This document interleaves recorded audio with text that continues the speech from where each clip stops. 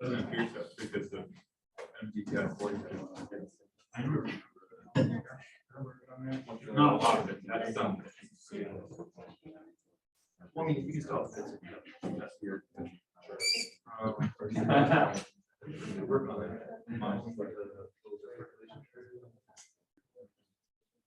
How would I know? The only thing I have to go by is the I-4 report. So I know that it's I-4. I mean, and my well, you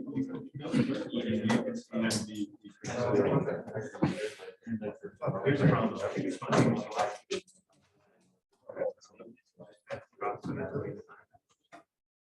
Typically, once you have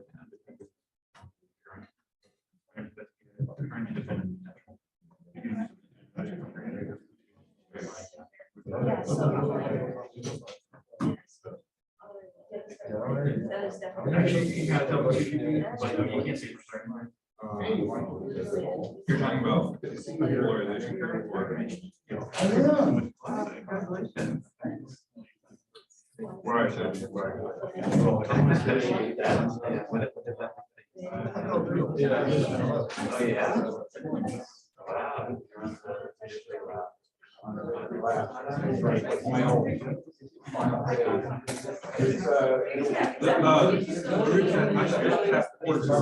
that's what Reggie was talking about.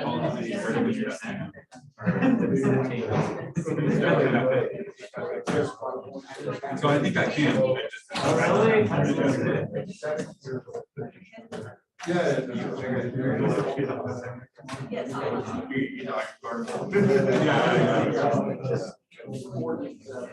Right, but that's sort of the reason I didn't because it's kind of like just rather do those now.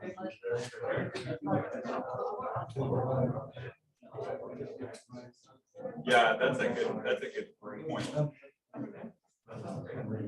How can you compare it? Yeah, that's a really good point.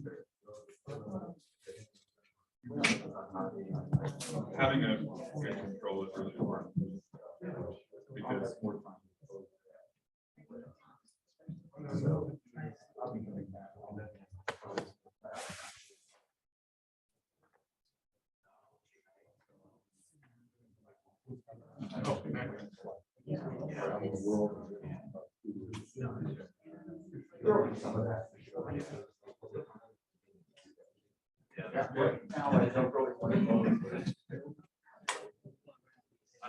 Yeah, people still eating the food.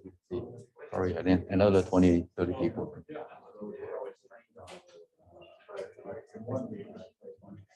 You heading back tomorrow? Yeah, tomorrow at 11. Yeah, sorry. So flying from Santa Barbara is probably you have to make 2 connections, right? Or you fly from LAX. From SFO, I was flying from San Francisco. Oh, San Francisco. Oh, that's right. So you're not SFO, but tomorrow there's the direct flight's really late, so I'll have a layover tomorrow.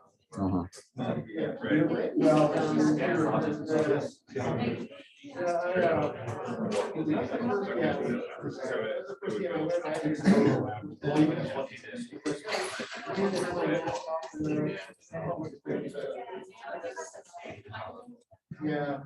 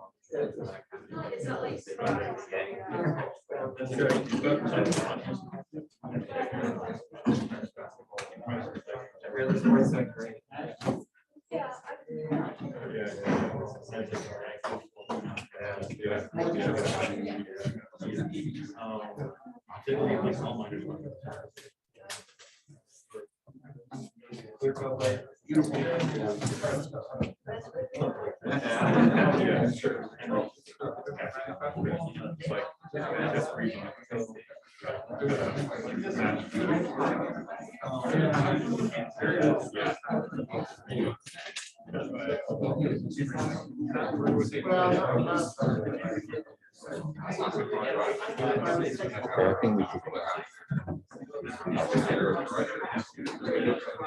Okay.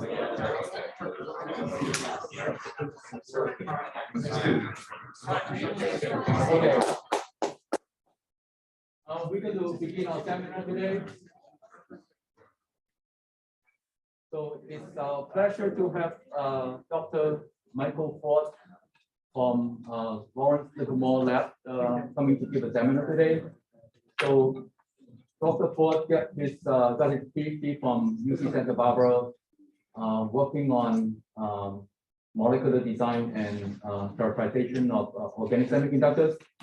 And then he, after that, he went to Carnegie Mellon and did a postdoc in salt machines.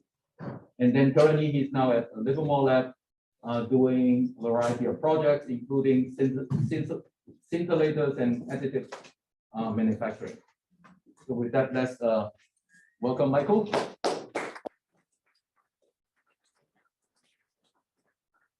Thank you. Thank you, everyone, for coming out to view my faculty candidate seminar talk, where I'll be talking about physical intelligence in using functional soft matter. I'll give some definitions of what I mean by those two terms, physical intelligence and functional soft matter. But first, I do want to introduce myself a little bit and give some idea of the questions that I've asked and tried to answer throughout my PhD and postdoc opportunities that I've had. And the question I think that really summarizes my experiences has been, how does the assembly of multi-component soft matter influence functionality? So as mentioned, and thank you for the introduction, it saves me some time. I was at UCSD and did some molecular design and polymer characterization. Then I moved to Carnegie Mellon University, where I was working on soft machines. And now at Lawrence Livermore National Lab, I work on additive manufacturing. And all of those past experiences have kind of revolved around this question about assembly of multi-component soft matter and functionality. And just some examples of some functional soft matter that I've developed, I'm showing here in these videos and images. In the first case here, I worked on this soft composite that's stretchable. And so it's this tiny piece that's in between these two clamps here, and it's powering this LED. And when we stretch it, it can maintain electrical conductivity until it eventually breaks. It can stretch to up to 500% strain until it breaks and maintain conductivity. In the case of this middle video here, we have this soft shape morphing material that also contains electrically conductive particles that allow it to be joule heated so that it can change shape actively. So you can see it lifts as its electrical power is being driven through it, but it can also be punctured because it's a single monolithic material as opposed to like a pneumatic actuator, and continue actuation up to a certain point.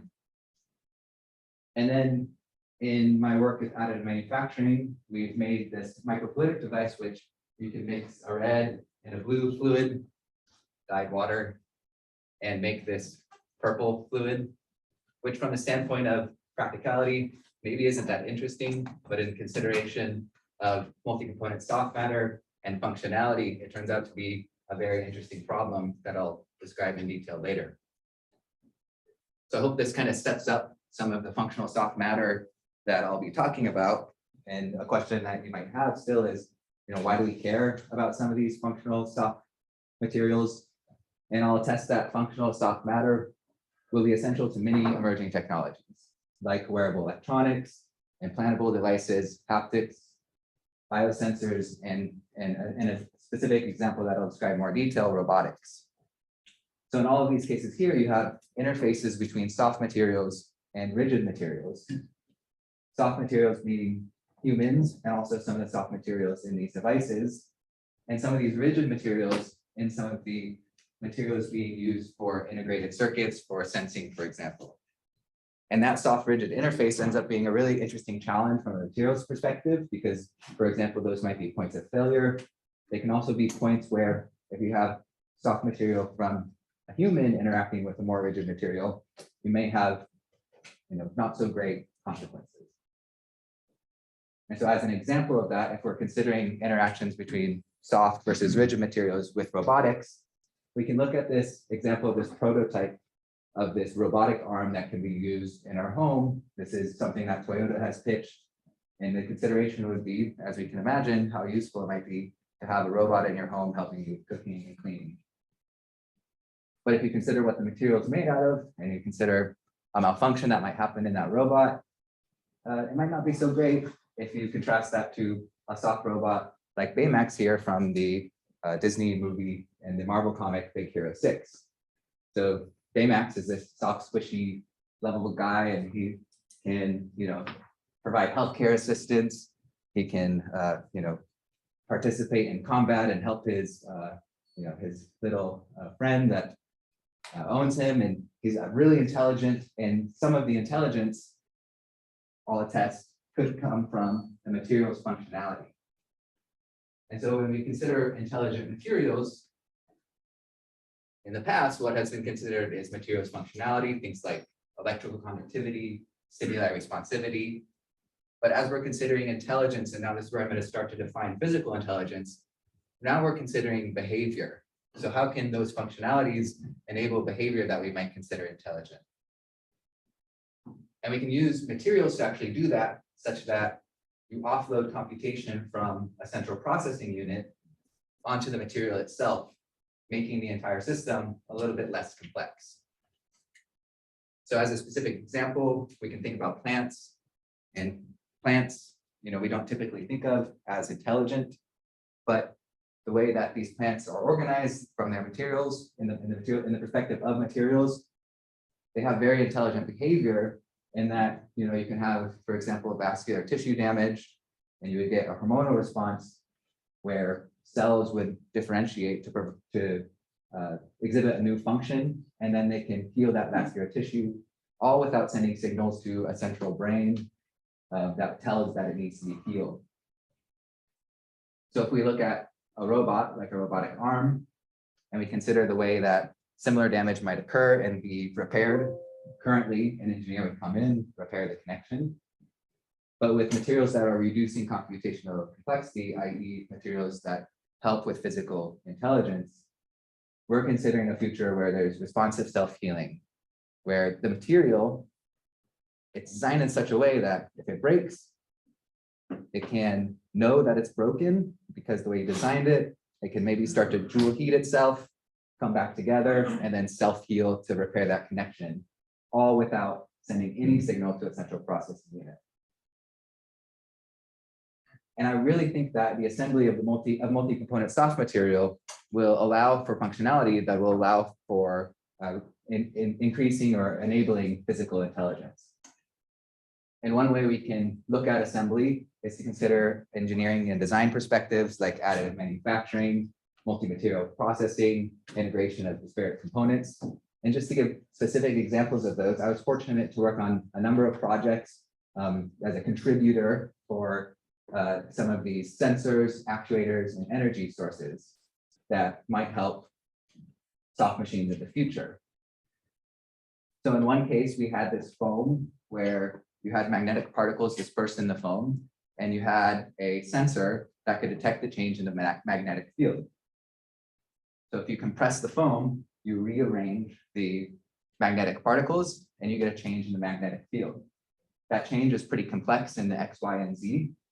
And so if you want a pixelated sensing, as you move to the far corner of that device where that's farther away from that single sensor, you get a lot of data that becomes difficult to parse. And machine learning ends up being a pretty good tool to parse that data. And you can create this pixelated display that has no discrete pixels, has one single sensor, and it's enabled by the arrangement, the change in arrangement of these magnetic particles. In another case, we made this soft hydrogel, and this soft hydrogel contains silver particles so they can be electrically conductive, not just ionically conductive. And with high enough electrical conductivity, it could power an actuator in this soft robotic-like swimmer.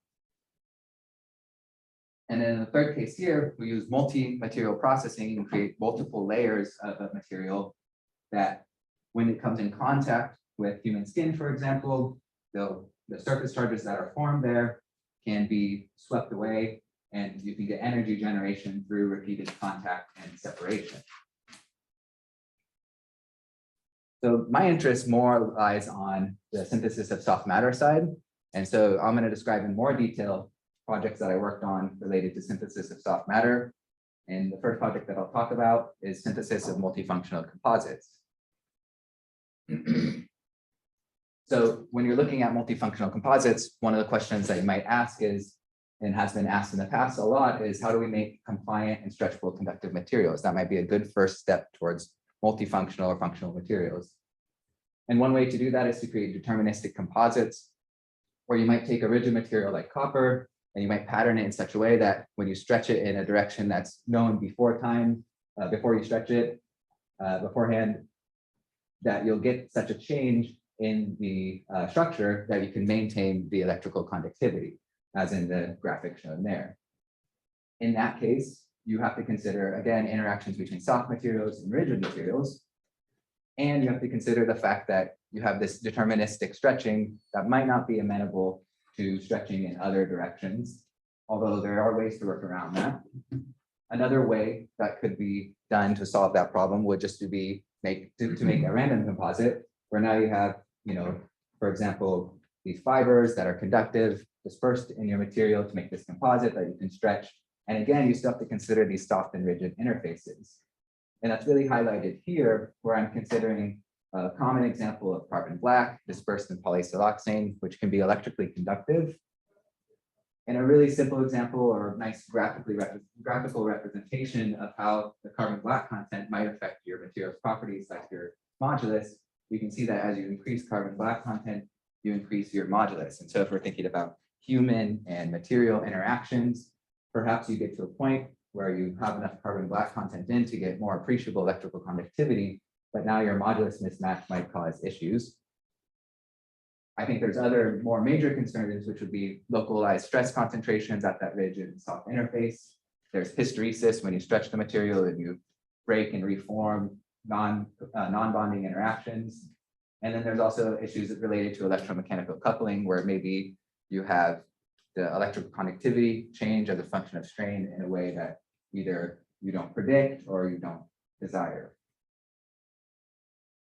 So one of the foundational people who argued that we can use intrinsically stretchable composites here at NC State, and essentially what that's saying is that we can take liquid metal, things like liquid metal, introduce them into a matrix material, and that allows you to avoid some of these issues with these other examples. So the liquid metal that's most commonly used, or among the liquid metals that are most commonly used, are gallium-based alloys like this indium gallium alloy. And at room temperature with gallium, for example, you have a material that's solid and melts just above room temperature. And with indium, you have a material that melts at a much higher temperature than room temperature. But when you alloy these two materials together, at some point you get a eutectic point that allows for depression of the melting point, so that you can have a metal that's liquid at room temperature. And that's great. It ends up being relatively safe to use compared to other liquid metals like mercury. And here's a video just to highlight what these materials look like. You can actually just take indium gallium in a pretty interesting way and make your liquid metal. That's not the way we would normally do it, of course. As I mentioned, it's safe to use, safe to handle. And then, of course, it's liquid. So it can be dispersed in droplets like this. And I paused the video here specifically to highlight a very interesting point about these liquid metals. And what we normally expect for a metal that is on a surface, or for a liquid that's on a surface, like water on a hydrophobic surface, you would expect that droplet to bead up. But what you see is these kind of teardrop shape form. And that's due to the formation of an oxide layer. There's a thin oxide skin that forms that allows the droplet to kind of maintain a residual shape from shear through the pipette. So that oxide layer formation, just a couple nanometers, ends up being really important for a lot of the processing and functionality that we get with composites made with these liquid metals. So as a specific example, the oxide layer permits the formation of composites through shearing. you can introduce an uncured, a liquid metal into an uncured elastomer precursor, just shear it, and you get these droplets dispersed in your elastomer, and then you would solidify the material, and there's your composite. So again, the oxide layer is very key. Another key function of the oxide layer, as it turns out, is that it actually prevents electrical conductivity. So the oxide layer, and perhaps even if you have it in an elastomer, you might form an elastomeric skin on the outside. Even if you have droplets that are touching together or close enough that they would touch together, you have this layer, this insulating layer in between the droplets, and thus you require what's called mechanical sintering, where you apply mechanical pressure like compression or shear force, and you allow for electrical conductivity. That sintering can be as simple as dragging a glass rod across the surface and then allowing conductive percolating pathway to form. So that could be seen as a post-processing step that's needed. It can also be seen as an interesting functionality such that you can draw conductive circuits on some of these soft composite materials. Either way, it ends up being an interesting aspect of these materials that must be considered. And one of the considerations is how that mechanical force is dissipated when you're making composites. So in an example of the stretchable composite made with these liquid metals, you take this siloxane that's highly stretchable and soft. So here's a small inset of it unstretched, and then here's the larger image of it stretched. It's highly stretchable, to like 600% strain or so, but it's pretty soft, the modulus is on the order of 100 kilopascals. And so with that very soft material, it ends up dissipating some of the mechanical force that might be used to allow for electrical conductivity. And it turns out that this composite, before I came to Carnegie Mellon, no matter how much processing and changes to processing that were done and how much force was applied, we couldn't get this to be mechanically sintered to get electrical conductivity. So that's a key challenge, is that or to consider that some matrix materials dissipate the mechanical sintering force. So one of the first things that I started to look at is to characterize some of the activation force that's required to get electrical conductivity.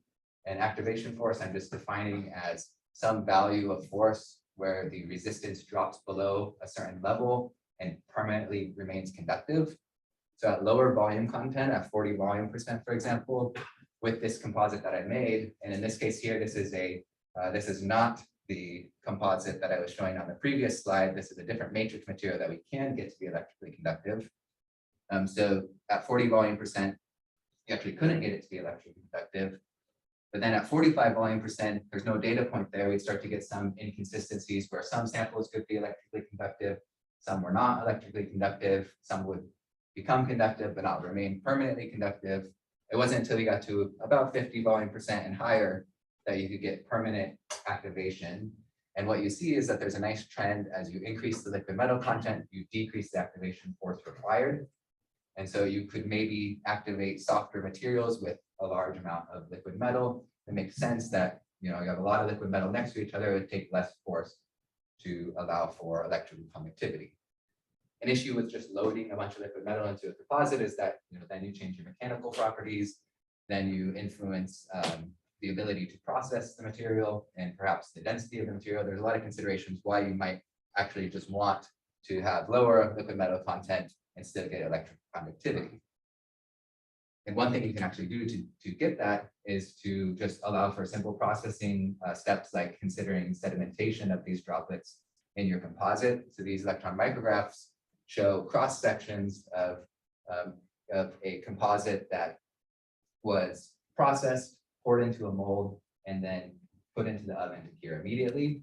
And we can contrast that to a composite that was allowed to sit at room temperature. And so during curing, slow curing this viscous material, in this viscous material, the liquid metal droplets would start to settle and you increase local concentration.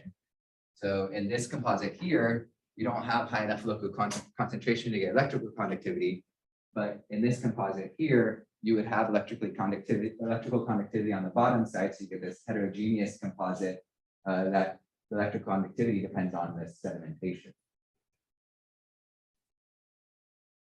And one of the things that you can do to kind of promote sedimentation is you can, for example, change the droplet size. And with liquid metal processing, it's really easy to do that. You just change some of your mixing parameters.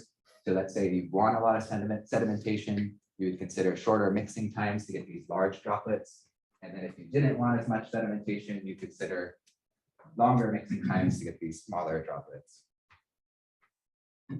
And so then we were able to take that same matrix material, the softer siloxane, and in a very dramatic way, we added just 10 volume% of liquid metal. We added some toluene, some solvent to slow down the curing time and also to decrease the viscosity. And we just allow it to settle and then cure. And what you can see here is that on the top side here, the top side meaning the orientation that the composite was in the mold, you have this kind of like flat gray look to the material, and it ends up being insulating on that side. And then you get these shiny droplets on the bottom side, and you can get electric conductivity.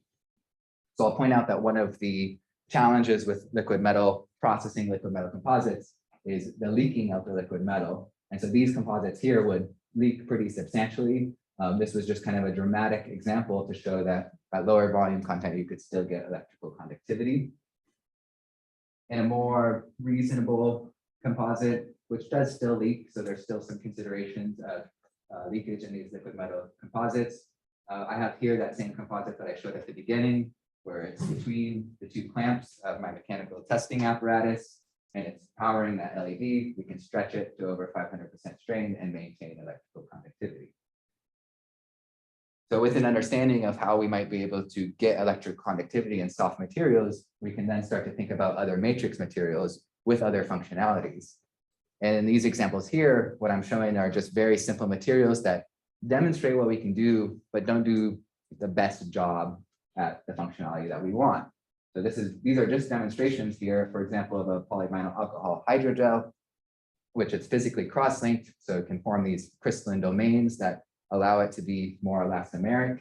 And it's electrically conductive here because of the way that we've allowed droplets to settle during curing and the droplet processing that we did. You can reform new conductive pathways just by sticking the material next to a new composite. And that's because this material is self-healing. So it's not the best self-healing material. You can see it kind of can hold its shape, when we tug on it. But obviously there'd be more interesting routes to pursue, and that would be definitely some future work that my group might pursue, would be to use synthesis, material synthesis, to target some of these functionalities in a more systematic way. In this project, I also started to think about additive manufacturing. And so we took this reprocessable polymer here, this SEBS derivative, and we can add a little bit of toluene, disperse the liquid metal, and it can be printable. The toluene evaporates pretty readily as it's being printed. Again, this is not going to be the best printed material that we can make, but it just kind of highlights some of the functionality that we can start to pursue. And among the functionality that we also considered were looking at polymers that can themselves exhibit functionality like shape morphing. So the shape morphing polymer that we looked at was this liquid crystal elastomer. And so this liquid crystal elastomer consists of these chemical structures here, which is a very robust and readily available chemical synthesis route. And so we take this liquid crystal mesogen here that has liquid crystalline properties such that it can arrange itself into liquid crystal order. We space it out with the spacer so we get some softer, a softer material, and we can cross-link it so that it's elastomeric.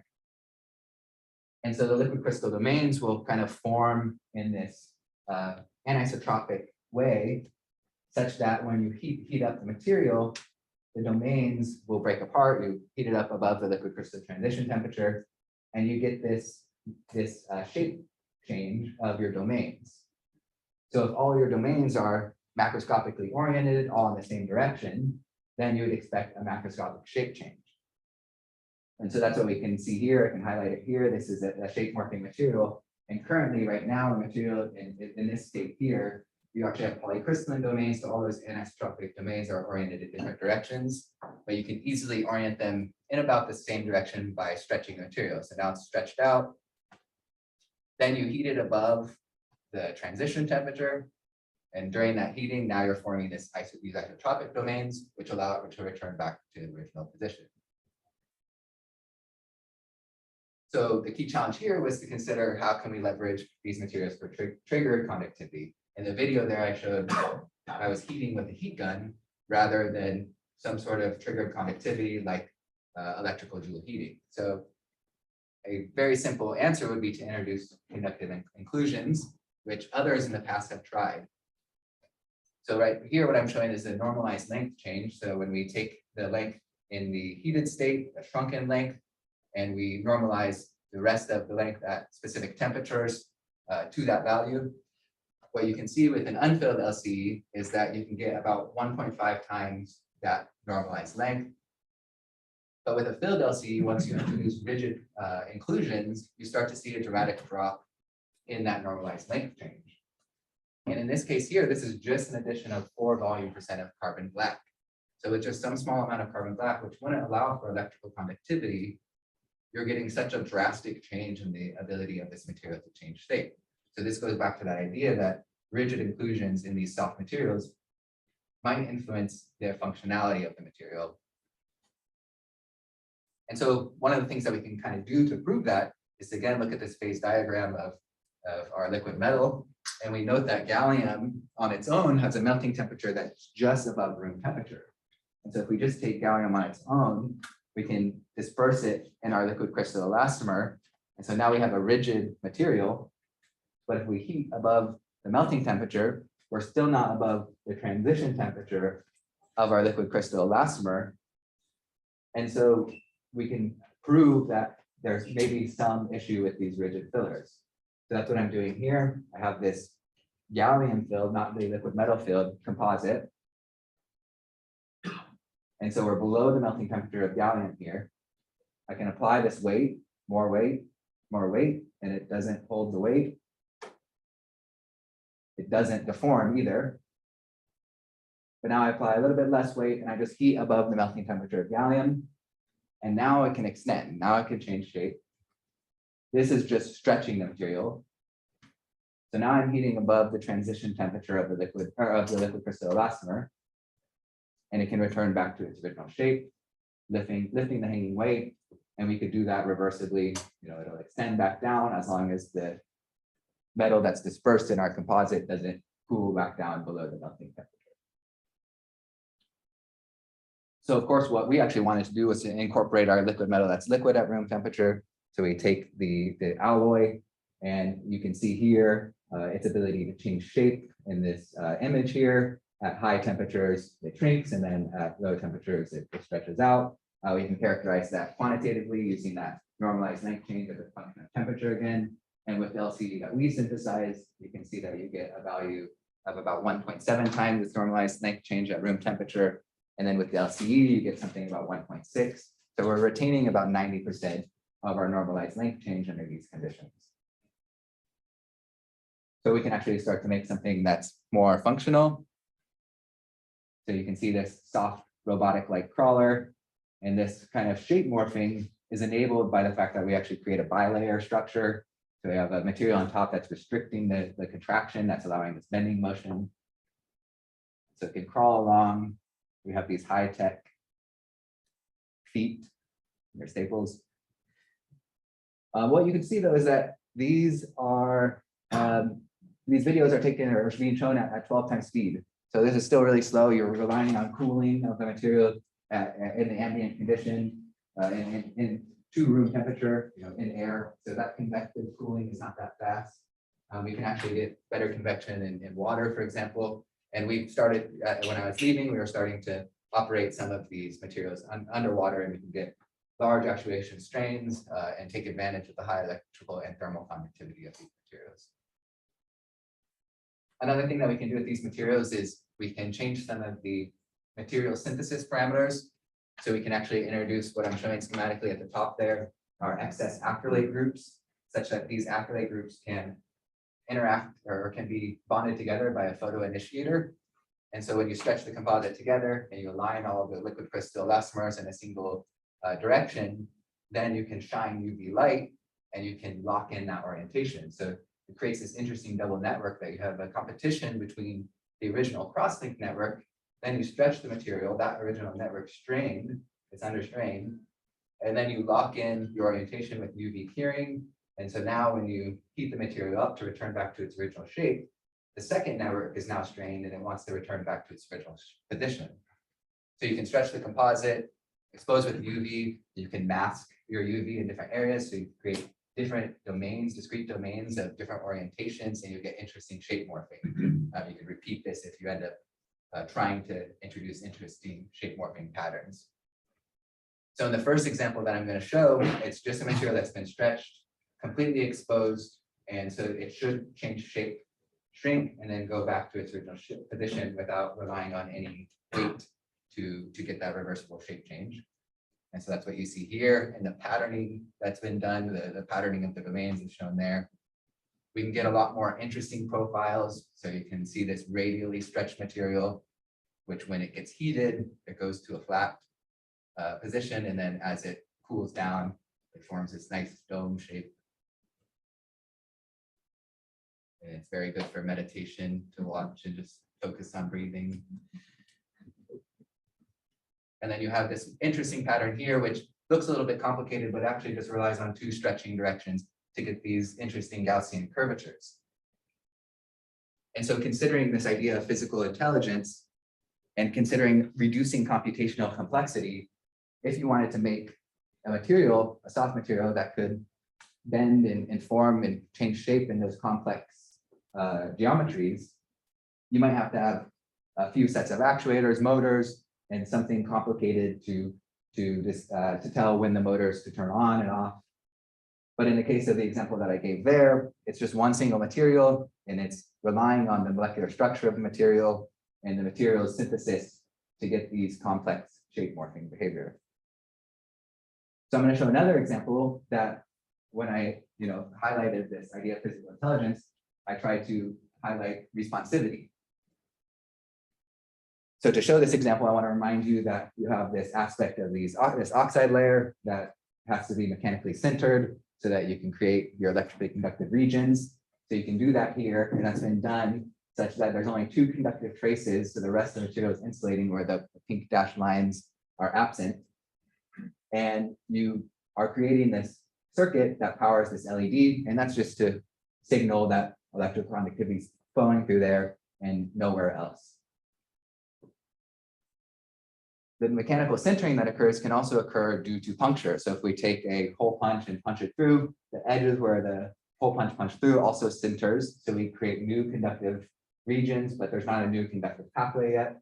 It's not until we get damage across an entire region of the composite that we create these new conductive pathways. And so now we're not changing any of the input parameters. We're not changing the input voltage. We have a constant voltage source that allows the current to float. But what you can see is that now we have a new conductive pathway. And because this is a high conductivity material, you get high current that'll flow through, and now you'll get Joule heating. And so this is some kind of actuation response. So in terms of responsivity, this is interesting. In terms of utility, it's probably not that interesting. It's a very contrived example that we did in a lab, and it worked. And we knew it would work if we did it in this specific way. I think it provides a good example, though, of how we can start to think about physical intelligence and reducing computational complexity by using materials rather than completely relying on computation. So in the last part of my talk, I'm going to consider this question again and think about some of my future work, try to address what I'm going to be doing as a faculty member. And in my future work, there's a lot of consideration of combining some of these two ideas of engineering and design and synthesis of soft matter, really focusing on the synthesis side of things, but also considering aspects like additive manufacturing. So that's why I show this image here, which we consider a multi-scale approach. We're considering molecular design, interfaces at the nanoscale and microscale, and interfaces in multi-material printing, for example. So to address some ideas of printing, I just want to give a quick introduction of printing. Most people should be familiar with printing because you've probably seen a commercially available printer like the one that does fused deposition modeling. The thing that I want to highlight is that different printing technologies have trade-offs, and the printing technology that my group will focus on will be direct ink writing, which allows you to make tailor-made inks for specific applications. So with a printing method, an extrusion-based method where you rely on a filament, that filament is typically rigid, meaning your material's properties are going to be rigid. And you have to have a material that undergoes a transition or at least softens during heating. So you have these materials that are thermoplastic. Whereas with direct ink writing, you create this viscous paste that you can then create elastomers and other tailor-made inks for specific applications. But there's some other interesting challenges that come with direct ink writing, which is that you need to make materials that are thixotropic, meaning that under low shears, they can behave like a solid, and at high shears, they can flow like a liquid. So what you would end up doing is you take some sort of base material like this polysiloxane that can be coupled. You would introduce a thixotropic additive like silica, and with the silica, it forms this aggregate structure. And this aggregate structure allows the material to behave like a gel, such that it is solid-like at low shear, but that gel network is disrupted by higher shear. And what's interesting about the silica, just to point out, is that you can change the chemical functionality, and that'll change how the gel network forms. You use the chemical functionality of the surface, and you can also add other additives, which also change how the structure forms.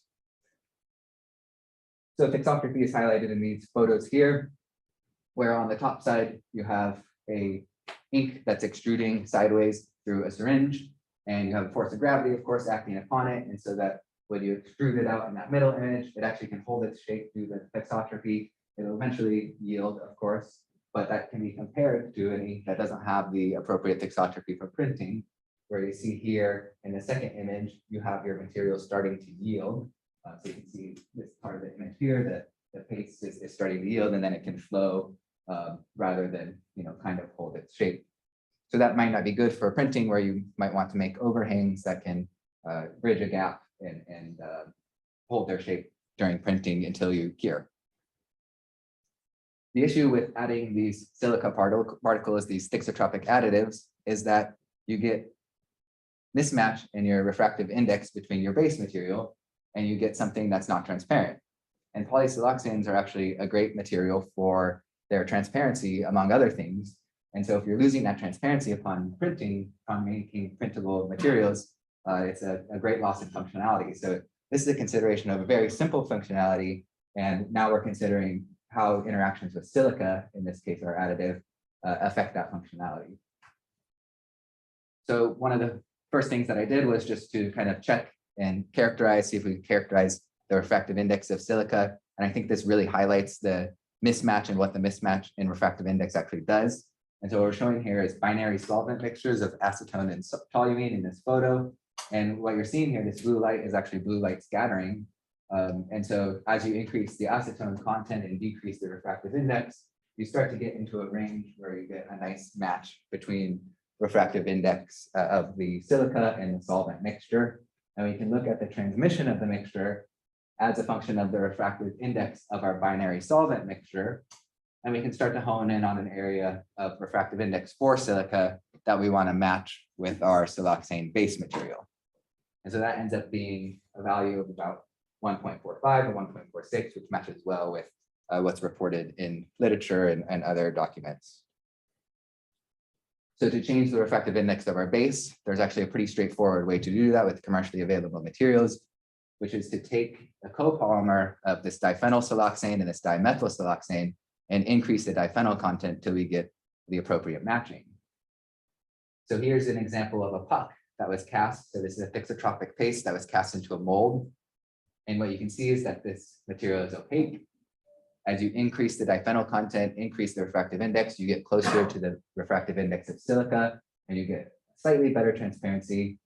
At 15% diphenyl content, now you get something that is a little bit better. And you can see that this is nice transparent material. If we further increase our refractive index then of our base, then we're again mismatched and we're getting higher opacity again. So as it turns out, this does a pretty good job, but it's still not perfect. If we look quantitatively at the transmitted as a function of wavelength, for the 5 and 23% diphenyl content copolymers, you get what you would expect. You get high opacity.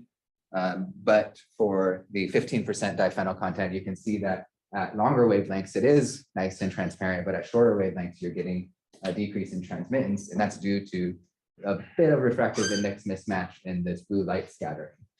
So this blue light scattering is really highlighted in these photos where we have 3 samples that contain 15% diphenyl, and they're lit from a backlight on the top side.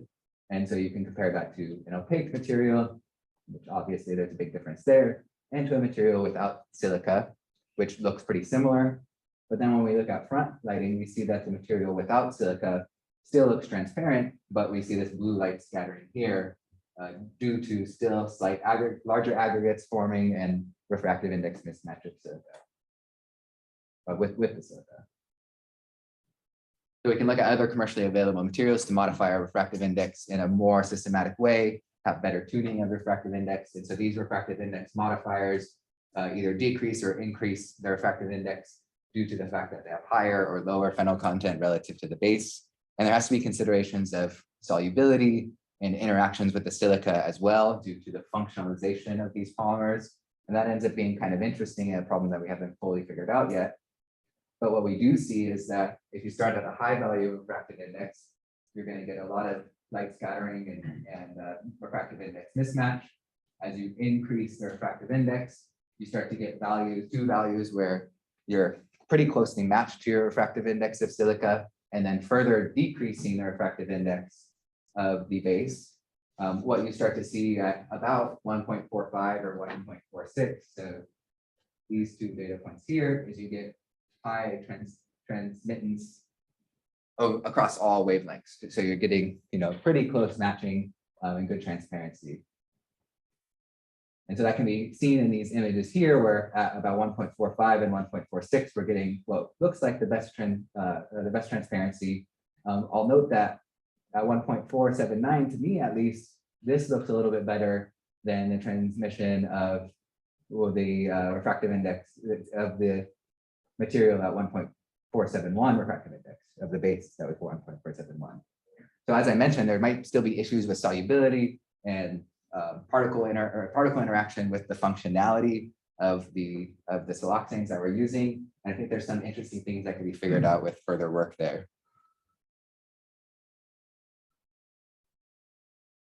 But we have something that can be printed and it looks good enough. And so we started to print and we started to consider what are our targets for printing, what sort of applications might we want to look at. And one of the things that we considered was that siloxanes are often used for electronic encapsulation. And so in this case here, we are creating this encapsulation for LEDs, just a very simple, not anything impressive at all. These are Arduino kit LEDs, but it just kind of highlights the transparency and what you could potentially do with these materials. And I'll note that this is how the material is printed. It's printed from this bottom surface to the top surface with this cavity inside. And if we flip it upside down, what you see is this region here, which looks like there's no material there, but that's completely infilled with our siloxane, our printable siloxane. So that just really highlights, I think, the transparency. So this cavity in the middle is actually your gap, and here is actually infilled with material. Of course, there's all these layers here, which you can see still allow light to pass through, but it's going to act as a diffuser. And so what you can actually do, which we have done, and it was a really simple post-processing step. We just took our base without silica, dip the printed material in there, and it forms a nice surface coating that would affect your resolution. But if you are targeting completely transparent materials all the way through, it does a pretty good job. And so that's actually something that we've just tried once or twice, and it worked pretty well. We haven't further explored other options, but I think there could be other options for reducing some of that layering effect. Another application that could be considered is optics. And so you can take your unfilled ink, you can fill it with dye, and you might have a light filter. Of course, these are just simple cubes and they're not that interesting in terms of light filtering or any sort of optic device. One of the advantages of using direct ink writing is that with this extrusion process, you can take a curved surface and you can print onto that curved surface. And so there's potential to create lenses in that way with some of these types of inks.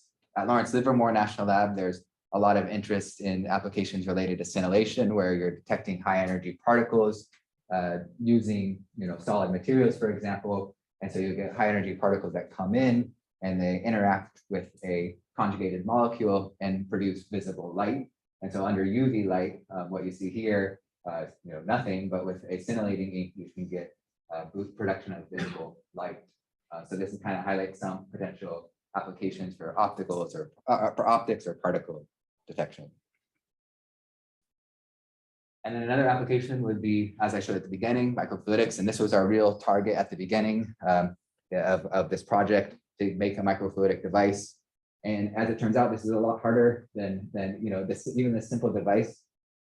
You have to consider that there's about 600 micron size channel here, and you're printing on top of it. And so, as I was mentioning before, you have to balance this thixotropy with the ability of the material to remain transparent, to avoid some of this layering that you can see here in these thinner structures. You see this kind of crosshatch layering from your print. It's still transparent, you can still see, and so this would be perfectly suitable for prototyping microfluidic devices, for example, which is generally done, production is generally done with clean room techniques, which require infrastructure and masks that you have to make every time you make a new device. So the potential for microfluidics, I think, is really there. There's still some real challenges with getting, micron microfluidics, and also, avoiding some of this cross-hatching that we see here, balancing some of the printability with the transparency. So with that, at the beginning, I kind of posed this question: how does the assembly of multi-component soft matter influence functionality? And I tested that a lot of my research kind of revolved around that question. And I hope that I sort of answered, in one case, consideration of how composites assemble during curing, and that consideration, the assembly that occurs there, it definitely influences the functionality and allows us to get electrical conductivity. I showed how you can introduce functional polymers in soft composites, and in that case, we're considering the assembly of the polymer itself on a molecular scale to allow for shape morphing, but also the interactions with the composite material as well, so that we get a soft material rather than a rigid material that allow for active shape morphing. And then I showed a very simple example about considering functionality like transparency and how changes in molecular structure of our inks and how they interact, in this case, the refractive index, how that difference allows for or doesn't allow for light scattering. And yesterday I gave a research vision talk, and I just want to leave everyone here with that to consider how, what are the next kind of steps for this. And really at the beginning, I was talking about using assembly or considering assembly to control functionality. And my future work, I think, will really revolve around molecular structure and multi-component interactions in kind of a similar way to approach that I've taken in the past, but consider how to influence assembly, since we know assembly can influence functionality.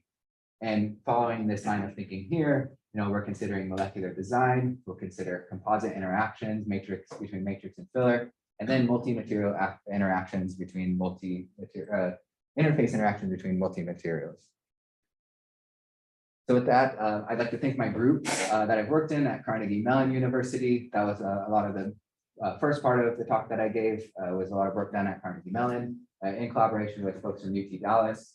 There's a lot more people than this to thank at Lawrence Livermore National Lab. These are some of the key players. We don't have a big group photo though, so I just put some of the people that helped me the most with the project. And of course, I want to thank you all for your attention, and I'd be happy to take questions now.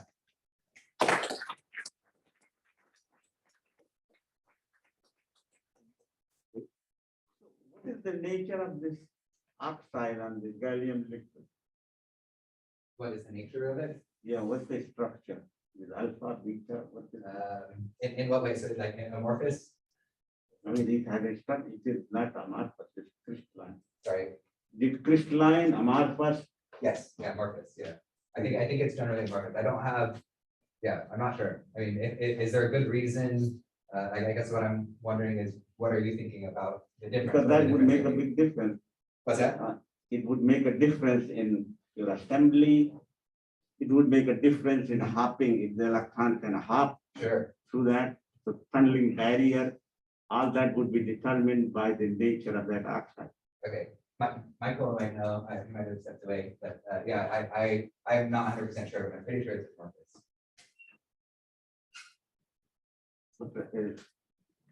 Okay.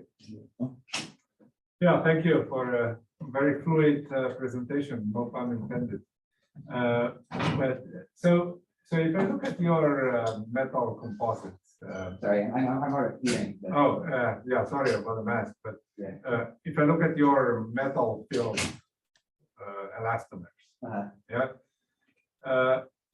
So let's say that this becomes ubiquitous. Uh, We'll have a lot of waste. How do you separate then this? How do you recycle this? So if it becomes ubiquitous, you would have, what was that? How do you recycle it? Oh, how to recycle it? Yeah, Yeah, I think that's a really great question. Mechanical separation techniques probably would be pretty straightforward in terms of separating by density.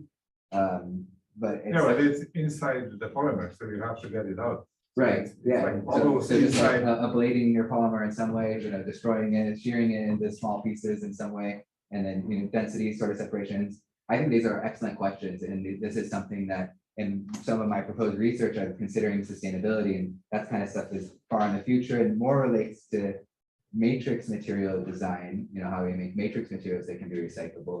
In that case, maybe that'll be easier. You take a matrix material that you can, for example, just use heating to separate from the liquid metal.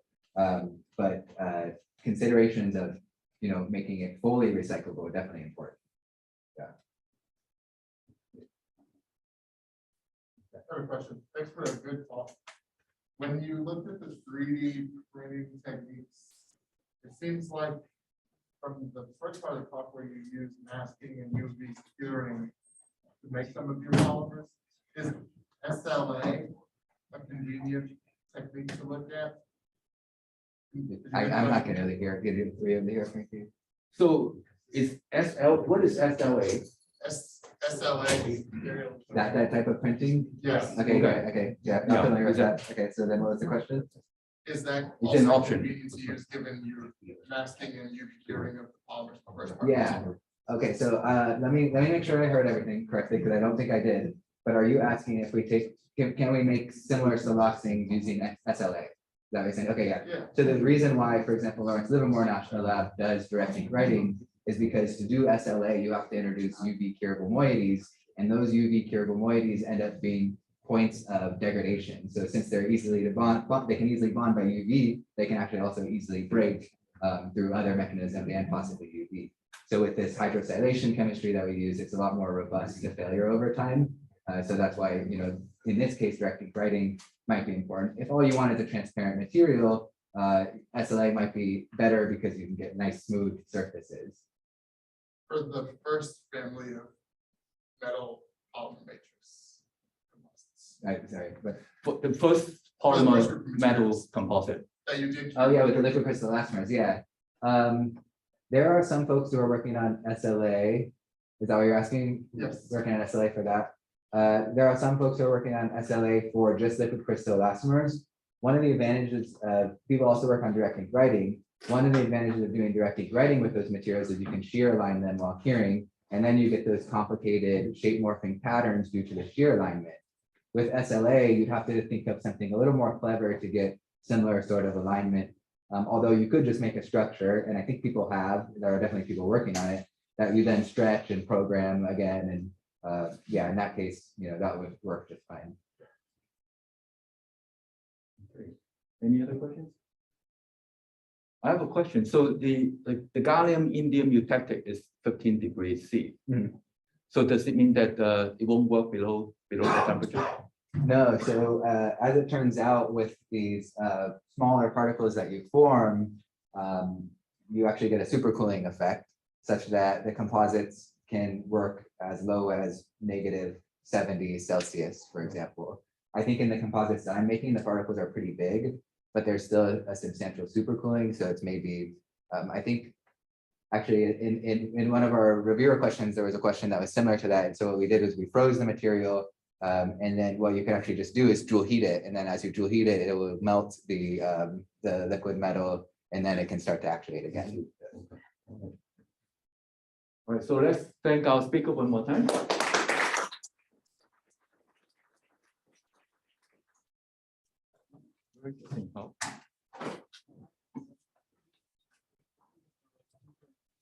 So